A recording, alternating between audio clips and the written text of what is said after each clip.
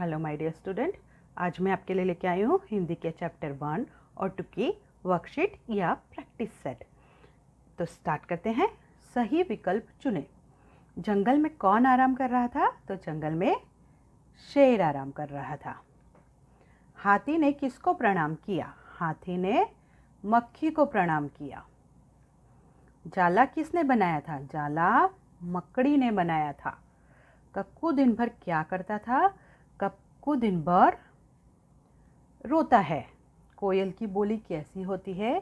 तो कोयल की बोली मीठी होती है। कक्कू से ठिठोली करने पर वह क्या करता था? कक्कू से ठिठोली करने पर वह भड़कता था। कक्कू को लोग किस किस नाम से पुकारते थे? गप्पू, मक्कू, कक्कू, सक्कू, बक्कू, झक्कू, अक्कू, झक्कू, टक्कू। तो सक्कू, बक्कू और झक्कू। चलिए आगे बढ़ते हैं। सही गलत पर निशान लगाइए। शेर कुछ दिनों से बीमार पड़ा था? नहीं, वो तो सो रहा था। तो क्या लिखेंगे हम? गलत। मक्खी शेर से ज़्यादा ताकतवर थी? नहीं, मक्खी शेर से ज़्यादा ताकतवर नहीं थी। तो लिखेंगे हम गलत। लोमड़ी बहुत चालाक थी? हाँ, लोमड़ी बहुत चालाक थी। लोमड़ी की बात सुनकर मक्खी गुस्से में लाल हो गई। हाँ, लोमड़ी की बात सुनकर मक्खी गुस्से में लाल हो गई। कक्कू बात बात पर चिढ़ जाता था? हाँ, कक्कू बात बात पर चिढ़ जाता था। कक्कू झगड़ालू स्वभाव का है? यस, कक्कू झगड़ालू स्वभाव का है। कक्कू अच्छा गाना गाता है? नहीं, कक्कू अच्छा गाना नहीं गाता है। कक्कू को सभी टक्कू भी कहते हैं? रॉन्ग, कक्कू को कोई भी टक्कू नहीं कहता, उसे सब सक्कू बक्कू कहते हैं। शेर ने 3 दिनों से ब्लैंक नहीं किया था। आपको इसमें रिक्त स्थान भरना है, मतलब फिलिंग द ब्लैंक्स। शेर ने 3 दिनों से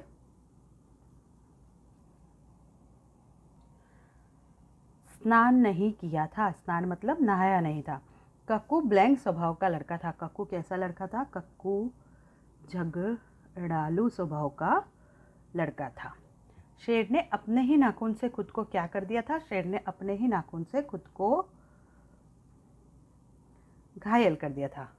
मक्खी शेर के पास आकर क्या कर रही थी? मक्खी शेर के पास आकर बिनबिनाने लगी थी।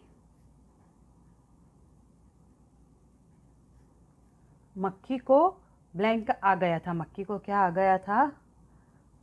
घमंड आ गया था।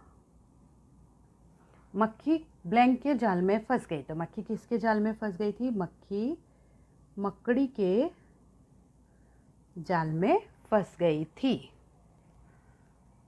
अब लिखना है तुम पर कौन कौन दोष जमाता है और क्यों। घर में आपको सिर्फ एक ही लाइन में जवाब देना है, ज़्यादा बड़ा आंसर आपको नहीं देना है। घर में मेरी बड़ी बहन मुझ पर रौब जमाती है। स्कूल में मेरे दोस्त मुझ पर रौब जमाते हैं। तुम्हारा मन कब चिड़िया बन जाने को करता है? स्कूल में जिस दिन पढ़ाई नहीं होती है तब हमारा मन क्या करता है? चिड़िया बन जाने को करता है। इनके पास अक्सर किन किन को मंडराते देखा है? जलते बल्ब के पास कौन मंडराता है? पतंगे। खेतों में टिड्डे। इकट्ठे पानी के ऊपर कौन मंडराता है? मच्छर।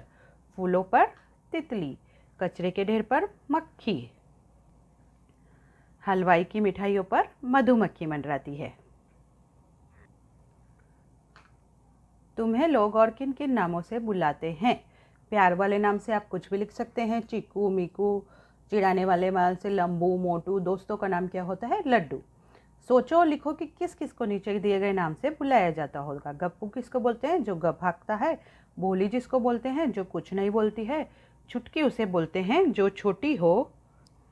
और गोलू उसे बोलते हैं जो गोल मटोल हो। तुम अपना नाम लिखो और बताओ कि तुम्हारे नाम का मतलब क्या है। यहाँ आपको अपना नाम लिखना है और उसका मतलब बताना है। जैसे मेरा नाम मेघा है, उसका अर्थ होता है बारिश वाले बादल। तो आपको अपना जो भी नाम हो वो लिखना है और उसका अर्थ बताना है। काव्य पंक्तियाँ पूर्ण करनी है। कक्कू वह जो सदा हंसाए, रोना उसको जरा ना आए, चिड़ियों के संग गाना गाए, संग मोर के नाच नचाए। इसीलिए तो कभी कभी हम कहते उसको सक्कू, बक्कू या झक्कू। आपको जो लिखना चाहें आप वो आंसर लिख सकते हैं। अब बताओ तुम्हारा कौन सा दोस्त, कौन सी सहेली है? बक्कू कौन है? उसका नाम लिखना है। झक्कू कौन से? उसका नाम लिखना है। गप्पू कौन है? उसका नाम लिखना है। आप इसमें चाहे तो किसी का भी नाम लिख सकते हैं या चाहे तो खुद का नाम लिख सकते हैं। कक्कू कोयल जैसा क्यों नहीं है? लिखो। कक्कू हमेशा रोता रहता है और हमेशा मुंह फुलाए रहता है, मीठे बोल भी नहीं बोलता है, चिढ़ता है, इसलिए कोयल जैसा नहीं है। या ऐसा भी लिख सकते हैं कि कक्कू झगड़ालू स्वभाव का है और हमेशा गुस्से में रहता है और चिढ़ता है, इसलिए वो कोयल जैसा नहीं है, क्योंकि कोयल तो मीठी बोली वाली होती है। अगर कहानी का नाम मक्खी को ध्यान में न रखकर लोमड़ी और शेर को ध्यान में रख के लिखा जाता तो उसके क्या क्या नाम हो जाते?